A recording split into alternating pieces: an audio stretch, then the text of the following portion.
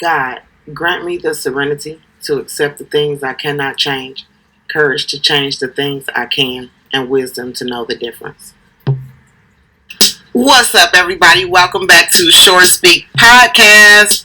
So today we're going to change the tune a little bit, and we're going to talk about MS, which is short for multiple sclerosis.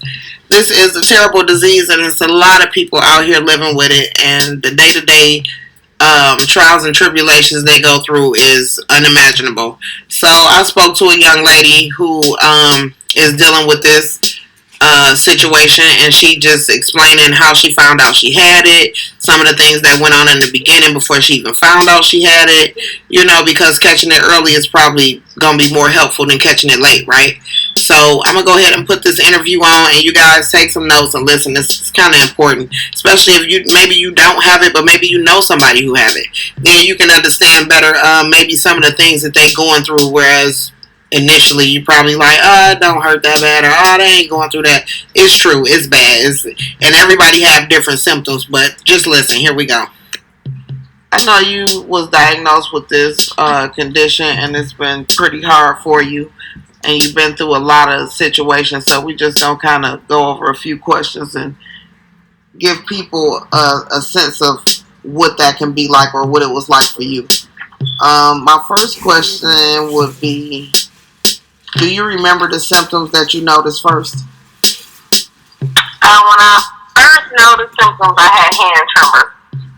So that would be my hands were shaking really bad, and then as the weeks went on, I made a doctor's appointment. I couldn't get in, but my hand went out completely where I couldn't write anymore. Those were the first symptoms, and then I started falling over. Falling over? Like your whole body? Like losing my balance. It started with like fight or flight syndrome, and I'll be trying to get up and I'll be wobbly. Then I gain my balance. But I was leaving work one morning, and I noticed it was a struggle for me to get from the sidewalk to the car. And then when I went to made it home, I still had problems with my balance. Wow.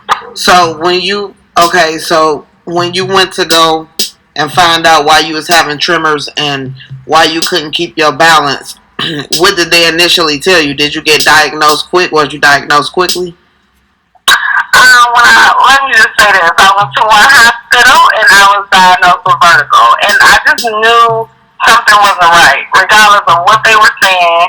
I came home, I took the vertigo medication, and I just still was having issues, and I knew it wasn't right. So less than 24 hours, I was at 2 hospitals.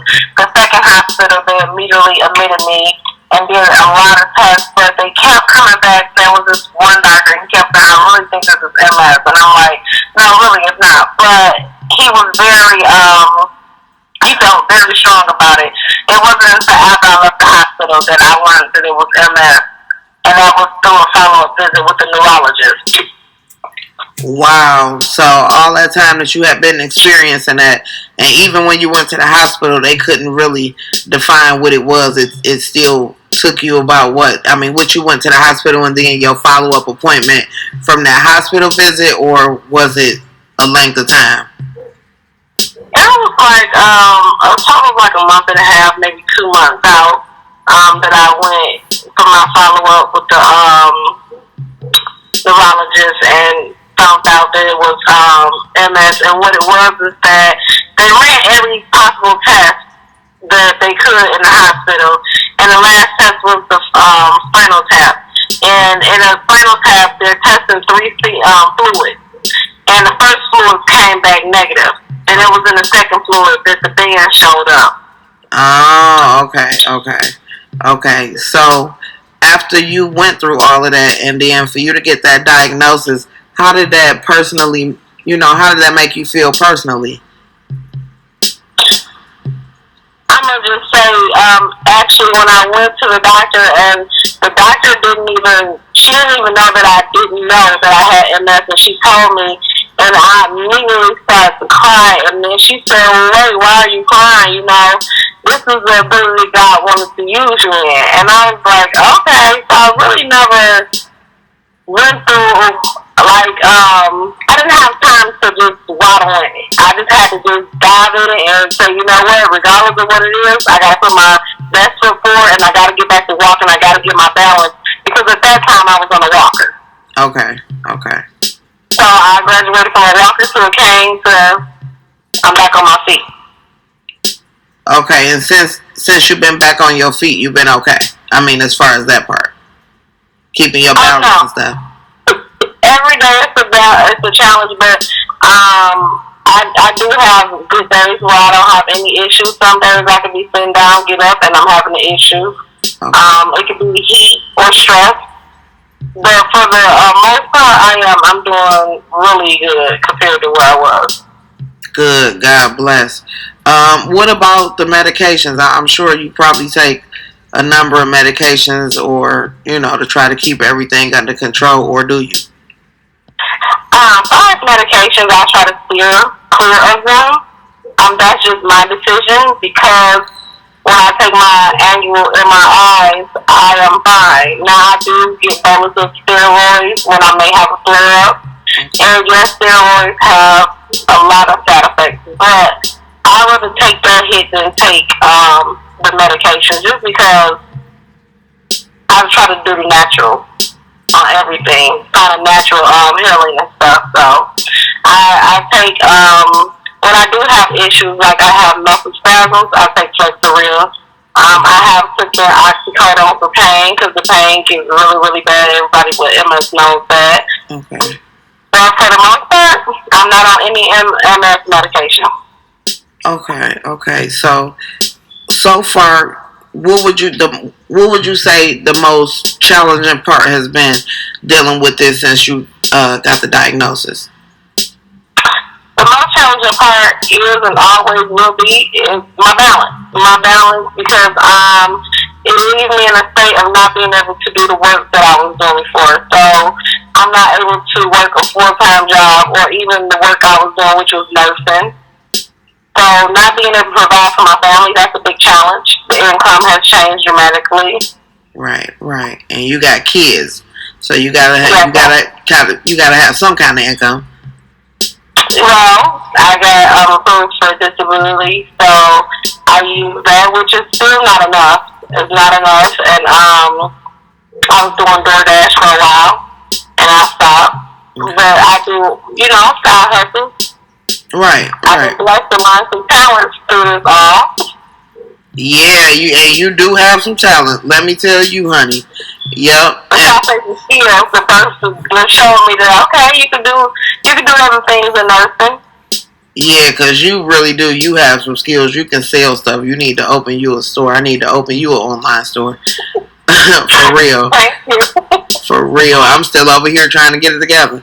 If you could give anybody, like somebody who was just diagnosed, newly diagnosed with MS, what is some advice you can tell them, or what's maybe a good tip that they might be able to use?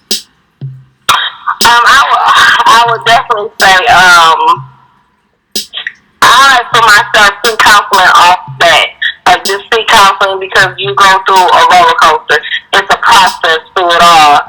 And although I didn't have time to wallow in it, I still had bouts of depression, like coming and going. Mm-hmm. And I was going to counseling. Okay. Which I think I helped him more than he helped me. But I was going. For real. And so that helped. And this, I don't have a strong support system. I think a strong support system is very, very important. But I do have my kids to keep me motivated, to keep my mind going. And I also would say you got to keep your mind in a positive state. Because once your mind goes, your body will follow. That's very key to keeping your body in good condition, even with MS. Okay, would you think meditating is something that might help? Oh yes, I do meditation. I remove people and things from my life to keep stress from around me, and I also know my limits. But meditation and YouTube meditation is my go-to. Okay. Now, this is the sweetest person I know. She'll give you the shirt off her back. So, for her to go through something like this is just mind-blowing. But I know too that you real strong. Your mind's strong and you strong. So I know you can handle it. But I'm gonna be here with you every step of the way, and this won't be the last conversation we have about it. I'll call you again, and we'll get on here, and you can give me some more tips. And anybody who out there listening that's going through it, sometimes it helps just to know somebody else know what you're going through. So exactly. And I do want to say, like, people with MS, if you have a friend with MS, it's very important, a relative or someone that you're always in communication with that has it. Look it up, learn about it, because there's certain things we don't like. We don't like pity. We don't. It's just don't pity me. And people do that. And my tiger is not your tiger. Right. My tiger is a completely different tiger. But I do want people to know that you can still have a life. It's not a death sentence. It's not a sentence where it's going to limit you. Only thing that's going to limit you is your mind. Is your mind. Yep. Yeah. So I agree with that advice, especially keeping your mind strong in order to battle anything. You got to keep your mind strong. So. Very true. But I want to thank you again. This is my good friend, Sharice. And again, she will be back on the show at some point and let us know some more tips and different things we might be able to do. And I'm going to add some more tips to this show, too. So thank you, Sharice. And I will talk to you soon. Thank you. So that was it. I thought that was a pretty intriguing interview. She gave us some good information and things to look for if you even think that you have it. But most of all, like she said, if you do know somebody who have it, try to get to know about it and try to be helpful in their life because they go through a lot within a day. So thanks for tuning in to Short Speak Podcast, and I will see you guys next week. Thank you.